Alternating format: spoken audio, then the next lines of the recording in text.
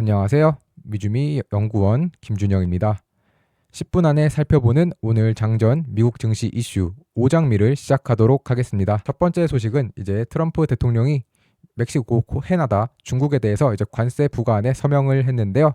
이제 트럼프 대통령은 이제 멕시코, 캐나다에 대해서는 25% 그리고 중국에 대해서는 10%의 추가 관세를 부과하는 행정명령에 서명했습니다. 그러나 이제 캐나다 같은 경우 이제 수입되는 주요 에너지인 석유, 천연가스 등에 대해서는 10%의 관세만을 적용했고 멕시코는 이제 에너지에 대해서도 그대로 25%를 부과하는데요. 또한 캐나다에 대해서는 이제 소액 물품에 대해서 기존의 관세를 좀 면제를 해줬는데 그 부분도 이제 함께 폐지되었습니다. 그리고 이번 관세안 결국 2월 4일 00시 1분부터 즉각적으로 발효될 것이라고 전했고 만약에 이 나머지 국가들, 멕시코, 캐나다, 중국에서 보복 관세를 하게 되면 자신은 더 높은 관세를 부과할 것이다 라고 밝혔습니다. 우선 이 멕시코, 캐나다, 중국 모두 이 세 나라는 지금 현재 미국에서 가장 최대 규모의 이 수입 파트너인데요. 미국의 이 북부 지역을 보면은 대부분 최대 수입하는 국가가 이 캐나다인 것을 또 확인할 수 있고 반대로 남부와 중부를 보면은 확실히 이 멕시코로부터 많은 양의 물건을 이렇게 수입하고 있는 것을 확인할 수 있으며 또 캘리포니아나 아니면 플로리다 같은 경우는 중국에서 가장 많은 이렇게 제품들을 수입하는데요. 이러한 국가들 결국에 이렇게 또 관세를 맞음에 따라 결국에 이제 보복 관세 우려가 시작이 되었습니다. 캐나다 같은 경우는 이미 미국 상품에 1,550억 달러, 미화 기준으로는 약 1,070억 달러 규모의 이제 보복 관세를 부과하겠다라고 전했고, 먼저 이제 부과 물품은 맥주, 와인, 식품, 가전제품 등이라고 전했으며, 또 이후 이제 핵심 관련된 광물들 관련해서도 좀 조치를 검토하겠다라고 함께 전했습니다. 이제 중국은 이제 외교부 같은 경우는 뭐 필요한 대응 조치를 하겠다. 상무부는 세계 무역기구에 소송을 제기할 것이다라고 전했으며 그러다 보니까 이제 외교부 같은 경우는 상대적으로 조금 포괄적인 이야기만 했기 때문에 추후에 어떤 대응을 할지 다시 한번 살펴볼 필요가 있겠고요. 멕시코 같은 경우는 이제 25% 관세를 준비하겠다라고 전했지만 하지만 이제 항상 미국과 대화를 추구한다라고 하며 상대적으로는 조금 이제 유한 반응을 보였습니다. 이에 따라서 이제 유럽이나 아시아와 같은 정유 업체 같은 경우는 오히려 경쟁 우위를 좀 확보할 수 있지 않나라는 시장의 반응이 있었는데요. 먼저 결국 관세를 부과하게 되면 이제 원유 비용이 상승되기 때문에 결국 미국 업체들 생산량 감축이 불가피하고 특히 현재 미국 같은 경우는 이제 디젤은 수출을 하고 가솔린은 수입을 하는데 이와 관련해서 이제 미국의 디젤 수출이 줄면 결국 유럽 마진이 늘어나고 반대로 이제 압박을 받고 있는 이 가솔린 시장에서는 더 많은 수출 기회가 생길 수 있다라고 하며 이제 유럽과 아시아의 정유 업체에 대해서 수혜를 볼 수 있다라는 의견과 함께 이번 관세안 결국에는 이 미국의 정유 업체의 수익 창출에 큰 타격을 줄 수 있다고 이 스파르타는 전했습니다.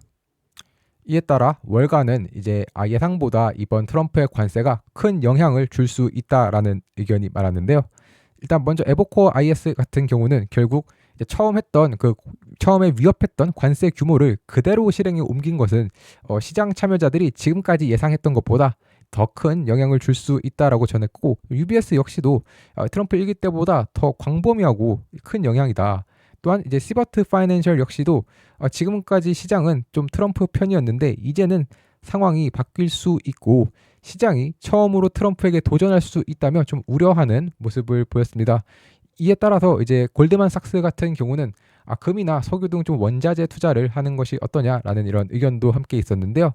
특히 이제 관세 인상과 같은 이 테일 리스크로부터 포트폴리오를 보호하기 위해서는 금, 석유 등 이제 견고한 원자재를 믿어야 하고 특히 1월에 이미 금이 7% 이상 상승한 것을 고려하면 이미 투자자들 중에서는 해지 포지션을 좀 취하고 있을 가능성이 높다라고 전했습니다. 다음 소식으로는 이제 1월이 드디어 마감이 되고 2월이 시작이 되었습니다. 1월 트럼프 취임, 스타게이트, 딥시크 사태, 관세 등 다사다난했지만 이제 1월 S&P 500은 2.7% 상승 마감을 하였는데 이렇게 1월이 주가 상승한 것이 연간 주가에 좀 긍정적인 바로미터라는 통계가 있어서 한번 살펴보도록 하겠습니다. 먼저 1월 같은 경우는 평균적으로 주가가 1.2% 상승을 하고 그리고 그 다음에 이 경우에는 결국에 이제 그 나머지 달 같은 경우는 평균적으로 한 6.7% 정도 상승을 하게 되는데 만약에 1월이 평균적으로 상승하는 이 긍정적인 모습을 보이게 된다면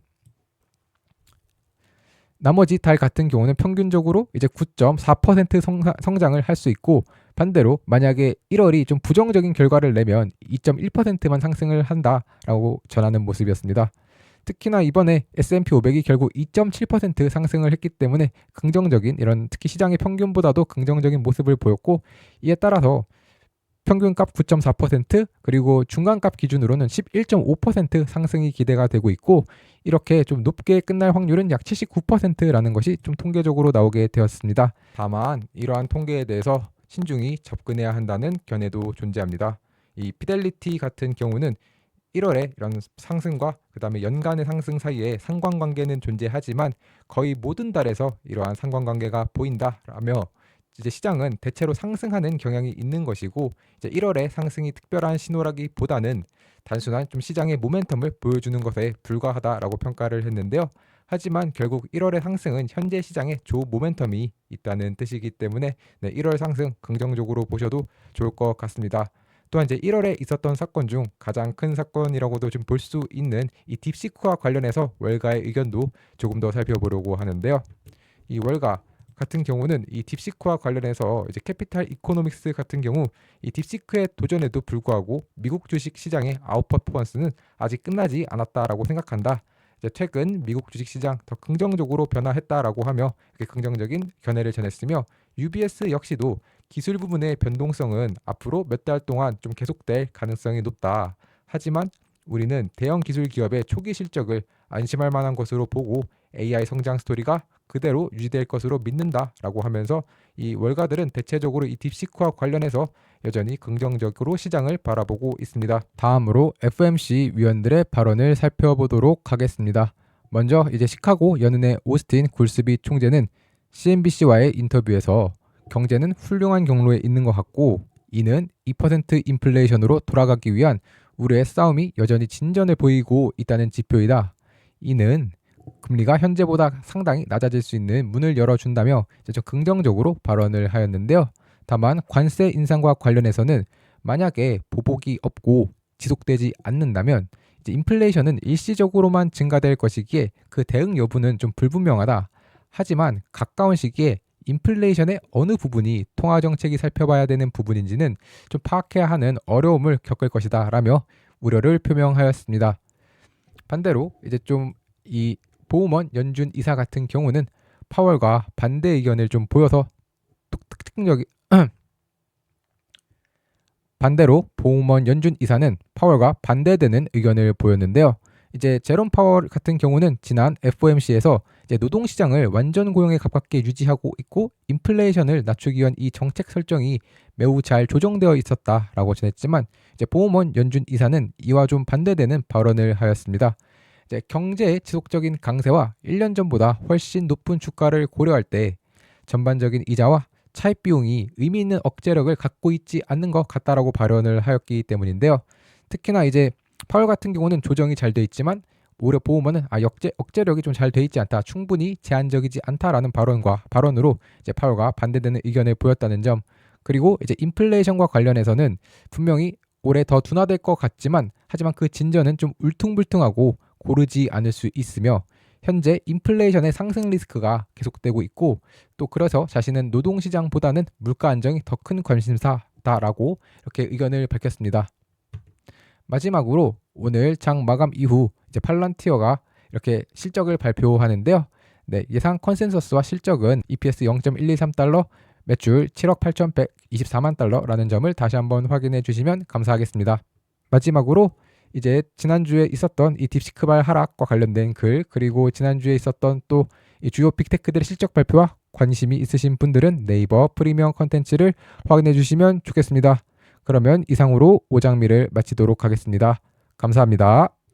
네, 현재 미주미의 네이버 프리미엄 컨텐츠는 오늘 제가 말씀드린 세 가지 소식 이외에도 특징주나 다양한 뉴스들이 포함된 미주미 마감시황, 그리고 시장을 이기는 포트폴리오의 미주미 주도주, 테크니컬 분석이 포함되어 있는 미주미 매운맛, 골든크로스 종목 등 다양한 컨텐츠들을 함께 하시고 싶으신 분들은 네이버 프리미엄 컨텐츠에서 미국 주식에 미치다를 검색해 주시면 프리미엄 컨텐츠를 구독하실 수 있습니다.